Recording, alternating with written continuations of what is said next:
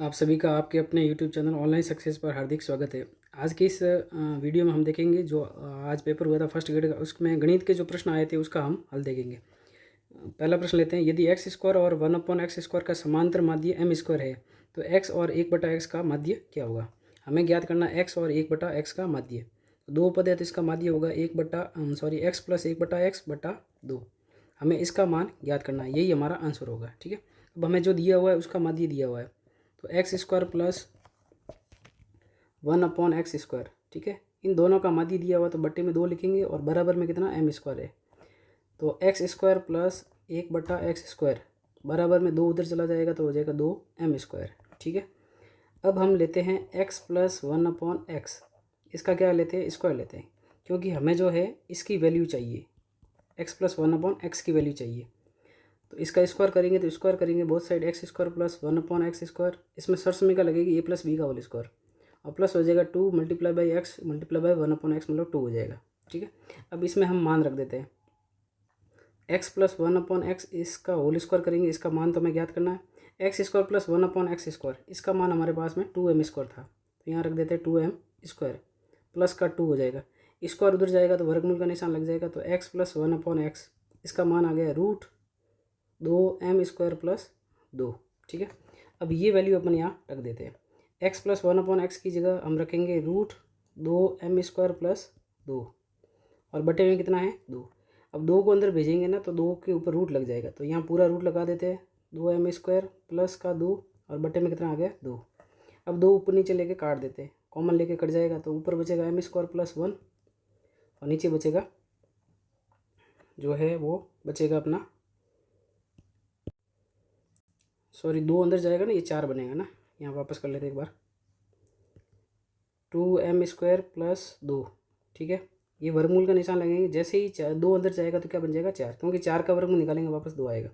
अब ऊपर नीचे 2 कॉमन ले लेते हैं, 2 कॉमन लेंगे तो m स्क्वायर प्लस 1 रहेगा और बटे में कितना रहेगा 4 और 4 से ये 2 कट जाएगा। ठीक है, तो आंसर फाइनल हमारा ये आएगा m स्क्वायर प्लस 1/2। तो इसमें ऑप्शन में हमारा आंसर है वो है ऑप्शन नंबर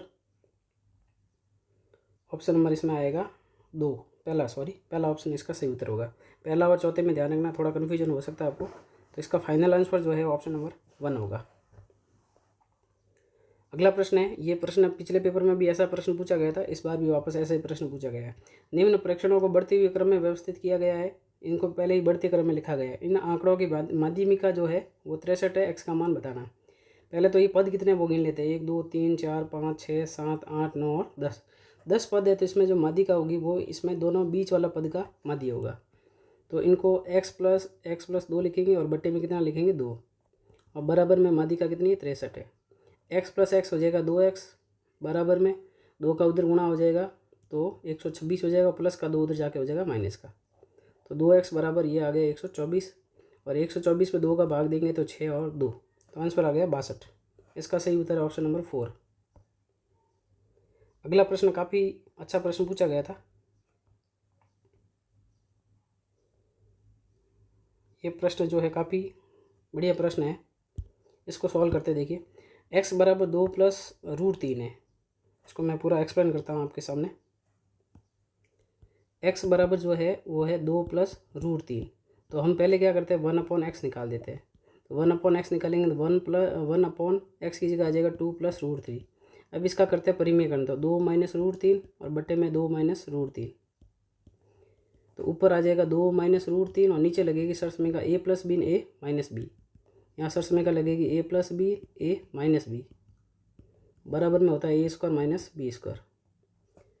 तो नीचे जो है यहाँ पे 2 का स्क्वायर हो जाएगा 4 माइनस √3 का स्क्वायर हो जाएगा 3, तो फाइनल आ जाएगा 2 माइनस √3 बटे में 1 नहीं लिखेंगे, ये हमारा मान किसका आ गया 1/x का आ गया। अब सारे ऑप्शन चेक करने कौन सा ऑप्शन सही बैठ रहा है। पहला ऑप्शन है, इसमें से अपन को सही विकल्प चुनना है। ठीक है, ये चेक करते हैं, x प्लस 1/x एक परिमेय संख्या है, तो x और x प्लस 1 को जोड़ते हैं, 2 प्लस √3 और प्लस 1/x मतलब 2 माइनस √3, तो √3 और √3 कट गया, 2 प्लस 2 कितना हो गया 4, तो पहला कथन सही है। इसमें ए जिसमें सही है वो छाड़ देते हैं अपन, है ना, ये गलत हो गया, इसमें ए नहीं है। अब हम चेक करते हैं बी, एक्स में से 1/x घटाते हैं, तो 2 प्लस √3 माइनस का करना है, माइनस का 2 प्लस का √3 हो जाएगा, तो ये भी कट गया, √3 और √3 कितना हो गया, 2√3, और ये 2√3 कैसी संख्या, अपरिमेय संख्या, तो बी भी सही है। अब बी जिसमें नहीं है उसको हटा देते हैं, तो ये दूसरा ऑप्शन भी हट गया।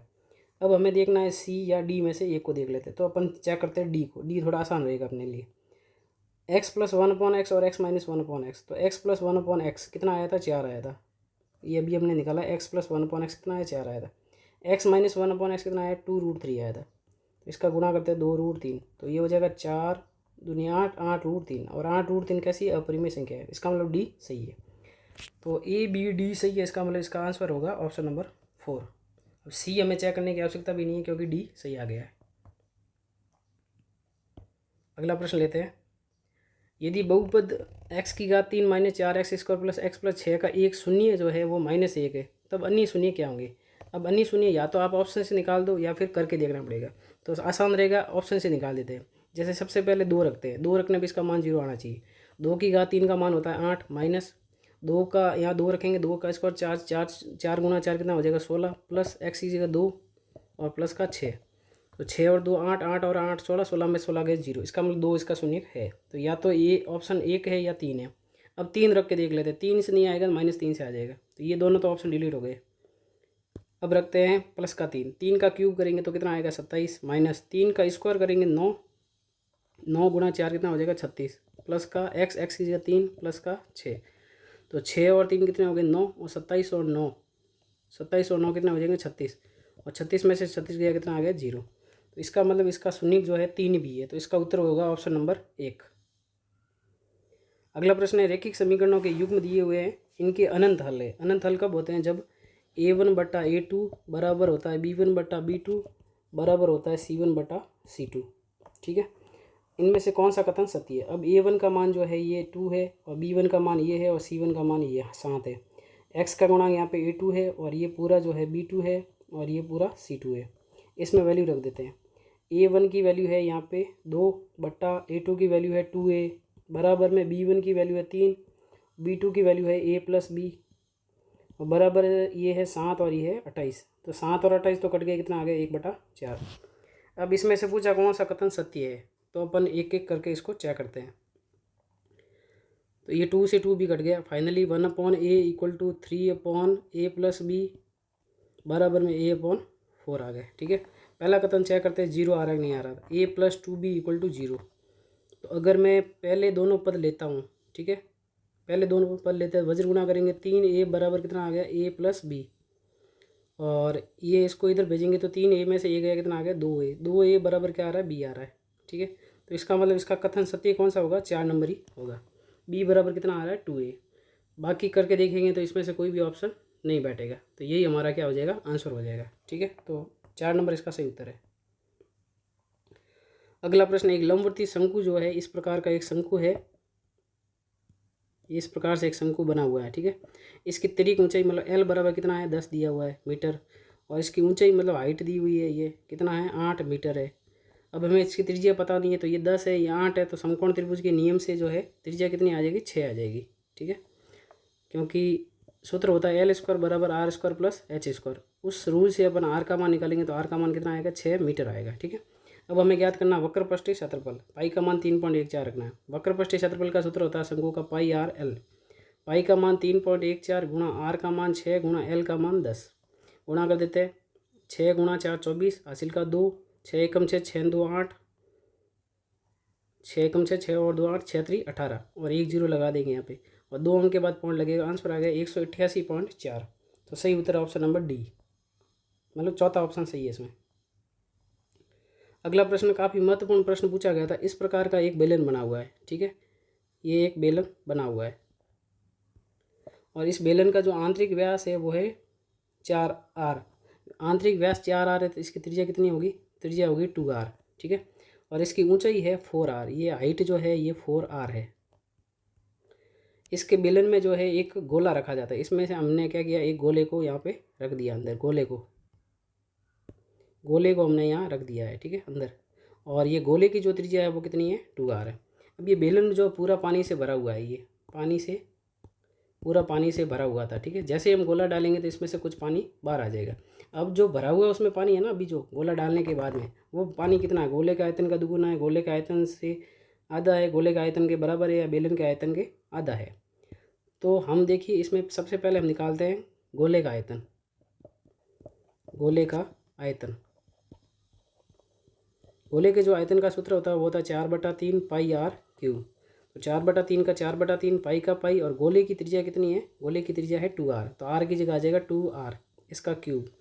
तो ये हो जाएगा 4/3 पाई, 2r का क्यूब करेंगे तो हो जाएगा 8r क्यूब।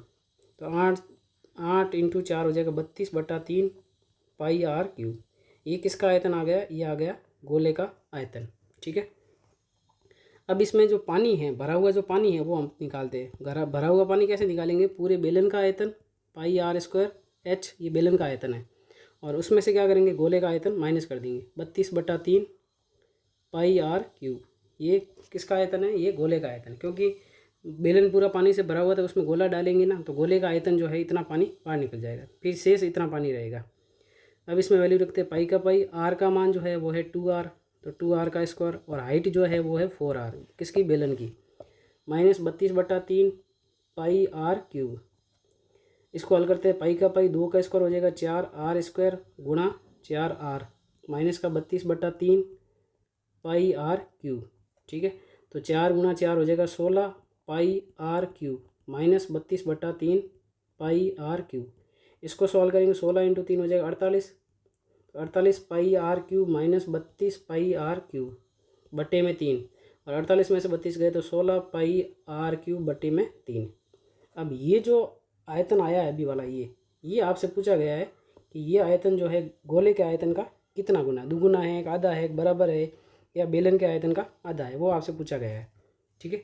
तो हम इस आयतन की तुलना इस गोले के आयतन से करते हैं अगर, तो ये 32/3 है और ये 16/3 है, तो इसको अगर मैं 2 से गुणा कर दूँ, इसको किससे गुणा कर देते हैं, 2 से, ठीक है। तो कितना हो जाएगा, ये 32 हो जाएगा।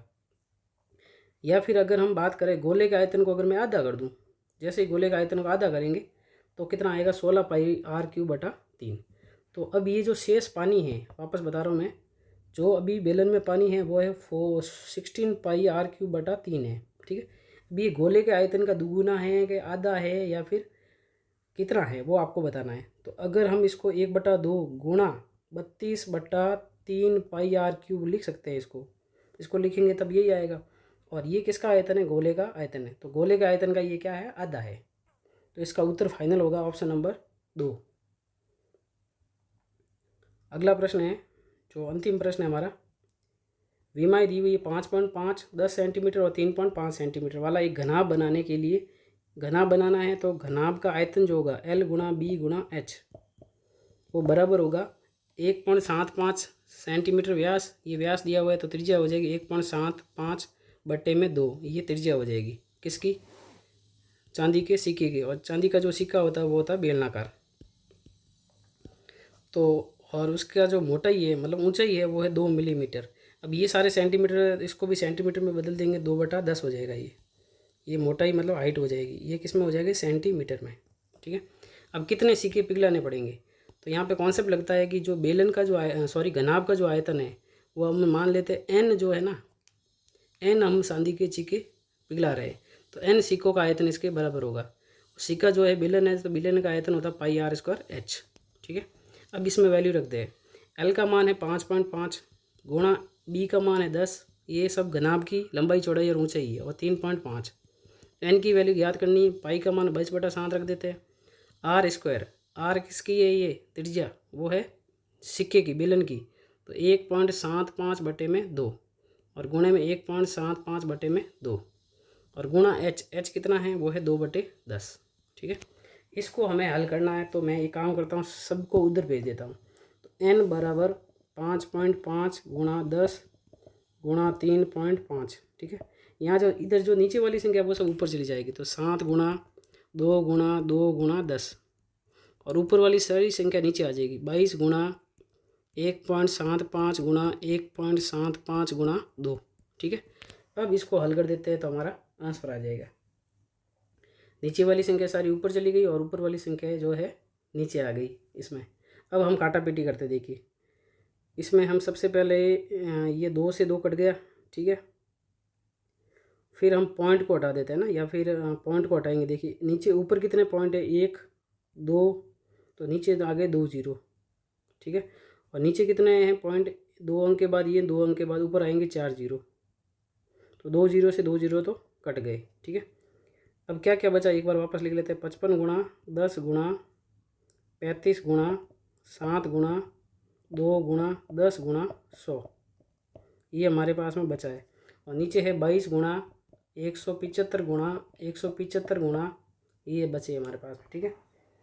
अब हम इसको सॉल्व करते हैं। देखिए अब हम 11 के पहाड़े से काटते हैं। 11 का भाग गया इस पर 2 बार, 11 का भाग गया इसमें 5 बार, ये 2 से ये 2 कट गया, ठीक है। अब हम इसमें काटते हैं इसको 25 के पहाड़े से। 25 का भाग है 100 में 4 बार, 25 का भाग है इसमें 7 बार, ये 7 से 7 भी कट गया। उसके बाद में हम 5 के पहाड़े से काटते, 5 का भाग 35 में गया 7 बार, और 5 का भाग इसमें गया 5 3 15, और फिर 5 पंजे 5 पंजे हो जाएगा 25, 5 3 15 हो जाएगा। पीछे बचा, इसमें एक बार भाग लगा के देख लेते हैं। 5 का भाग जाएगा इसमें 5 3 15, और फिर 3 5 7 35, 37 बार जाएगा इसमें। यहाँ 2 बचेगा सॉरी, और यहाँ आ जाएगा 5, मतलब 35 आ गया है, ठीक है। अब हम और काटते हैं इसको, और क्या कटेगा इसमें, इसमें 7 के पाड़े से ये कटा 5 बार, और 5 के पाड़े से ये कटा 2 बार, तो नीचे सारी संख्या कट गई है। ऊपर मुझे जो दिख रहा है वो लिख लेते हैं, 5 गुणा 2 गुणा और 10 गुणा 4, ये दिख रहा है हमें। तो 4 का 4 और 5 दूनी 10, और ये 10 डबल 0 हो जाएंगे, तो आंसर हमारा फाइनल है 400। तो कैलकुलेशन आप एक बार अच्छे से देख लेना, फाइनल आंसर इसका क्या आएगा, 400 आएगा, ठीक है। तो ये थे आज के पेपर के प्रश्न। जो आपके अगला जो पेपर होने वाला है उसमें काफ़ी चीज़ें काफ़ी आपके लिए हेल्प रहेगा, क्योंकि पिछला जो पेपर है उसी के जैसे प्रश्न पूछे जा रहे हैं। तो आप इन प्रश्नों को जो है एक बार अच्छे से देख लेना। यदि आपको वीडियो अच्छा लगा है वीडियो को लाइक जरूर करें, और चैनल को सब्सक्राइब करना ना भूलें। मिलते हैं नेक्स्ट वीडियो में। इस वीडियो में इतना ही, धन्यवाद।